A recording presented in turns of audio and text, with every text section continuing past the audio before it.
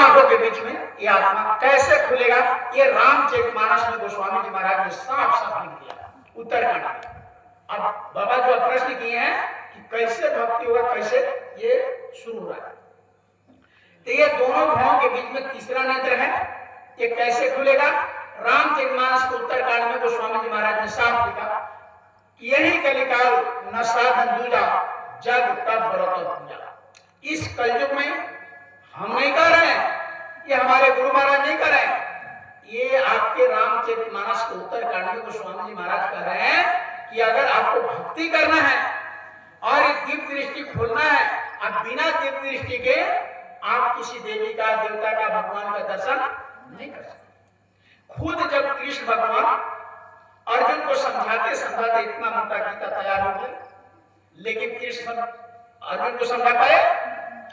लड़ाई कहा कि लड़ाई करो, कहा नहीं। हम नहीं, अपने गुरु पर, हमने द्रोणाचार्य पर, अपने कृपाचार्य पर, अपने भाई पर हम भीख मांग के खा लेंगे, लेकिन तीर नहीं चलाया, पितामह पर नहीं चलाया। तब अर्जुन कहा, कृष्ण भगवान ने कहा कि हे अर्जुन, तुम नहीं समझ पा रहे हो मैं कौन हूं, इस आंख को बंद करो, इस आंख से तुम हमको नहीं समझ पाओगे, इसके लिए दिव्य नेत्र चाहिए। जब तक दिव्य दृष्टि नहीं खुलेगा हमको तो पहचान नहीं पाओगे। तब क्या किया? कहा कि इस आंख को बंद करो।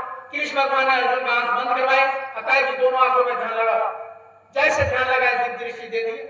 दिव्य दृष्टि से जैसे देखा कि कृष्ण भगवान का विराट रूप, सारी सृष्टि इनके एक साइड से मुंह से हो रहा है, और जितने सृष्टि में मर रहे हैं वो सब अंदर जा रहा है। एक तरफ से सृष्टि हो रहा है, एक तरफ से अंदर में जा रहा है। जब ये विराट रूप देखा, चरणों पर गिर गया अर्जुन, कहा कि अब हम समझ गए, आप कहिए एक तीर में कुंती माता को उड़ा दे, हम समझते कि आप हमारे शाखा है, मित्र है, रिलेशन का है, संबंधी है, लेकिन आप लोगों को पता चल गया कि स्वयं आप विष्णु का अवतार है। अब जो तब जाकर उन्होंने गांडू तीर उठाया और लड़ाई के मैदान में क्या किया सबको पता है।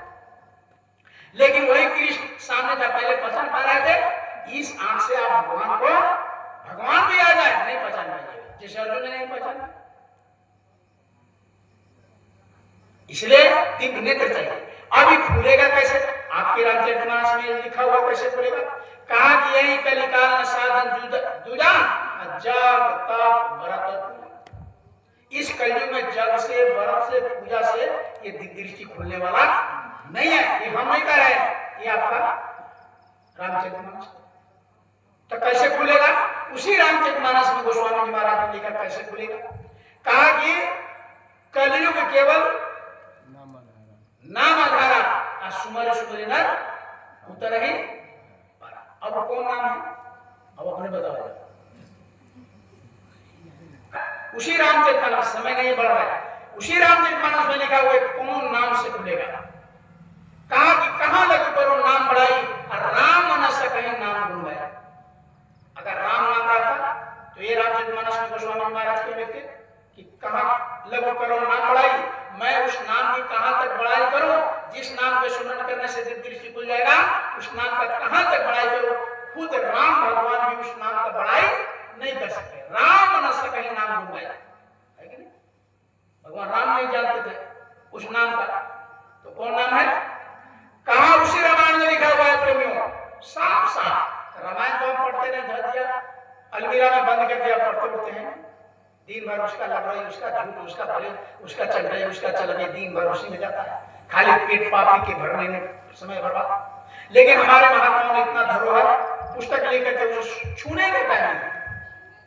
इसीलिए घर घर में लड़ाई, घर घर में झगड़ा, घर घर में बीमारी, घर घर में टैबलेट, घर घर में दवा शुरू। महापुरुष के बात मानते तो पक्ष पढ़ते। तो महापुरुषों ने, गोस्वामी जी महाराज ने उसी रामायण में लिख रहे कि कौन नाम से ये दिव्य दृष्टि खुलेगा। कहा कि नाम रहा सदगुरु अधीना, और सदगुरु में कोई नाम नहीं चिन्हा। उस नाम को बिना सदगुरु के, बिना संत के कोई चिंता ही नहीं। इसीलिए सबरी को जब भगवान राम सबरी के पास पहुंचे प्रेमियों, तो सबरी ने कहा कि हमको मुक्ति कर दीजिए। तब भगवान राम ने क्या कहा? कहा कि देखो हमको पहचानने में तुमको गलती हो, तुम जहां मुक्ति की बात करते हो हम वहां नहीं पहुंचा सकते। साफ साफ रामायण में लिखा हुआ है, मैं नहीं बोल रहा हूं, गुरु महाराज की बात मैंने कहा कि बंद कर दिया। आपके रामायण की आप रामायण खोल कर देख लीजिए। 7 मास सबरी से कहता है कि हे सबरी हमको पहचानने में तुमको दिक्कत हो गया, मैं तुमको मुक्ति नहीं दे सकता, तुम कहो अभी मैं स्वर्ग भेज सकता हूँ, नरक अच्छा जो कर्म करते उसके लिए मैं स्वर्ग बनाया, पूरा करने वाले के लिए नरक बनाया, लेकिन नरक और स्वर्ग से बहुत परे वो चौथा धाम है जिसको सत्य लोग बोलते हैं, जहां से संत आते हैं। वहां तक जब तक तुम नहीं पहुंचेगी फिर से यहाँ जन्मना और मरना पड़ेगा। बैल में, बकरे में, कीड़े में, मकोड़े में, सांप में, गुजर में, कुत्ता में, बिल्ली में जन्मना पड़ेगा। लेकिन जब तुम सत्यलोक चले जाओगी फिर ये आत्मा को धरती पर आना नहीं पड़ता है। तो कहा कि प्रभु तो क्या करना पड़ेगा? तो उसी रामायण में कहा कि प्रथम भक्ति,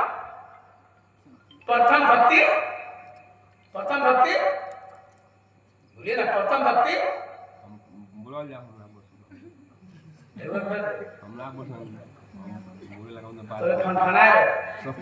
बहुत अच्छा बात भक्ति संतन कर संगा। ये राम भगवान ने खुद कहा, किसको? सबरी को। ये रामचंद्र बताया कि हे सबरी तुम अगर उस मालिक को, उस धाम जाना चाहती हो जो जहां से कभी आत्मा नहीं आती है, तो प्रथम भक्ति संतन कर संगा आ दूजे कथा मम प्रसन्न। कहा कि हे सबरी मैं कालो का काल साफ कहते काल रूप में तिनकर भराता अशुभ को शुभ कर्म फल देता। ये भगवान राम ने कहा कि मैं कालो का काल हूं, मैं अशुभ करने वाले को नरक और शुभ करने वाले को स्वर्ग भेजता हूं। लेकिन संत ऐसे होते हैं जो सतलोक की गति आती है। इसीलिए कबीर साहब ने कहा कि तीर्थ गए एक फल, संत मिले फल 4 और सदगुरु मिले अनेक फल। देखो वेद पुराण। तो इसलिए संत अलग है, तीर्थ का फल अलग है, जोगी का, जोगेश्वर का। तो ये सब अस्थिर से बैठ करके और विस्तार से सत्संग होगा तो ये सब आनंद आता है। जैसे बाबा ने तो इस पर ही कुछ कहते, कितना अच्छा, और कुछ प्रश्न करते और लोगों के लिए प्रश्न का आंसर हो जाता। लेकिन आज लिमिटेड कार्यक्रम है, इसलिए कभी विस्तार से जब कार्यक्रम हो रात भर हम लोग यही रहेंगे। गुरु महाराज का जो संदेश है ये इशारा करने के लिए है कि भाई ये आत्मा खोलने के लिए किसी महात्मा की जरूरत है। बिना महात्मा के आज तक किसी की आत्मा नहीं खोला। मीराबाई, पंडू साहब, भिकर साहब, दरिया साहब, कबीर साहब, सब लोगों ने गुरु किया और सभी के गुरु ने नाम की 5 नाम का स्मरण करे तब यह जीव भवसागर से करे। 5 नाम जब तक नहीं मिलेगा ये आत्मा का कल्याण होने वाला कौन 5 नाम? ये बताए कहीं जाते 5 टिक देते हैं, पूछे 5 क्या टिका? ये कौन भगवान है 5 को? वही कबीर साहब ने कहा जब महात्मा है नकल करना कि कोई असल आएगा तो बता देगा, तो असल ये 5 नाम महात्मा जब आएंगे तो बता देंगे। पहला जो टीके है वो क्या नाम है, दूसरा क्या, ऐसे पूछेगा माताओं से तो किधरों माटी पर गोबर पर भगवान को टिक देते 5 जगह। अब पूछे कि 5 क्यों टिके, तो कोई कहता शुभ होता है, कोई कहता बीज होता है, लेकिन वो 5 क्या है उसी के बारे में हमारे कबीर साहब ने इशारा किया था कि 5 नाम का, वो 5 नाम है अलग अलग है। उसी नाम को महात्मा के पास जब जाएंगे, संत के पास जब जाएंगे तो वही 5 नाम बताएंगे। तो वही कहा कि 5 नाम का स्मरण करे तब यह जीव भरोसा कर सकते हैं। तो यही आत्मा उस 5 से जब मिलन हो जाता है तो वही ये 5 खत्म हो जाते हैं। काम, क्रोध, लोभ, मोह, अहंकार, ये 5 है ना, ये भूत है, ये खत्म हो जाता है और इसके स्थान पर 5 कौन आ जाता है? शील, क्षमा, संतोष, विरह और विवेक।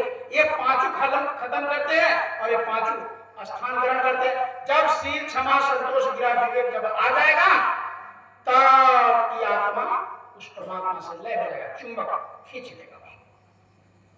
जैसे मीरा को खींच लिया। वाल्मीकि कहे कि उल्टा नाम जपत जाना आप वाल्मीकि भय ब्रह्म समान। ब्रह्मानंद जी महाराज ने कहा कि जब 5 नाम का हमने स्मरण किया तो क्या हुआ?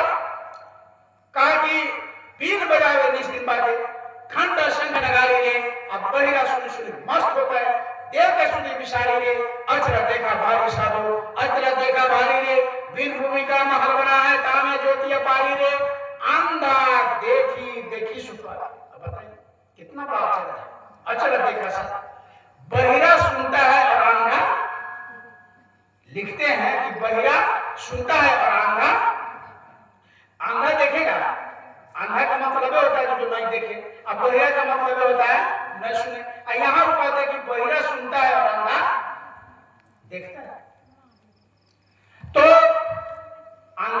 देखेगा, समझिएगा उनका कहने का क्या मतलब है।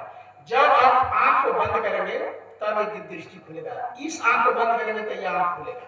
जब तक इस आंख को फाड़ फाड़ कर देखते रहिएगा तब तक ये दिव्य दृष्टि खुलेगा नहीं। इसीलिए कहा कि दोनों आंखों के बीच में ये ध्यान लगा करके जब आंख को बंद करके मन को रोक करके तो ये खुलेगा।